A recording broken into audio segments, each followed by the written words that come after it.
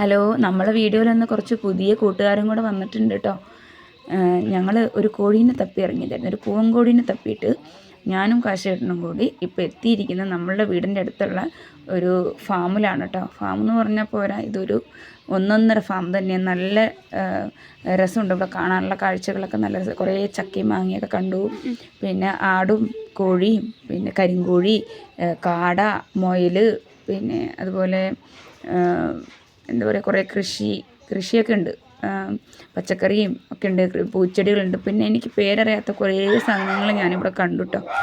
അപ്പം ഞങ്ങൾക്കൊരു പൂവൻകോഴീനെ വേണമായിരുന്നു. അങ്ങനെ അന്വേഷിച്ചപ്പോഴാണ് ഇവിടെ ഉണ്ടെന്നൊക്കെ പറഞ്ഞത്. അങ്ങനെ കാശേട്ടൻ ഏതായാലും ആഷിക്ക് വരുന്നവരെ വെയിറ്റിംഗ് ആണ്. നമ്മൾ ആഷിക്കിൻ്റെ ഫാമാണ് ഇട്ടത്.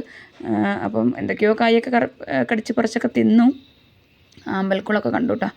അപ്പം ഞാനിങ്ങനെ വെയിറ്റിംഗ് ആണ്. അപ്പോൾ കാരണം ഇങ്ങനെ സ്ഥലങ്ങളൊക്കെ നടന്ന് കണ്ടു. അപ്പോഴേക്കും ആഷിക്ക് വന്നപ്പം നമുക്ക് കോഴീനെ തരാൻ വേണ്ടിയിട്ട് അങ്ങനെ സെലക്ട് ചെയ്യാനായിട്ട് പോയിരിക്കുകയാണ്.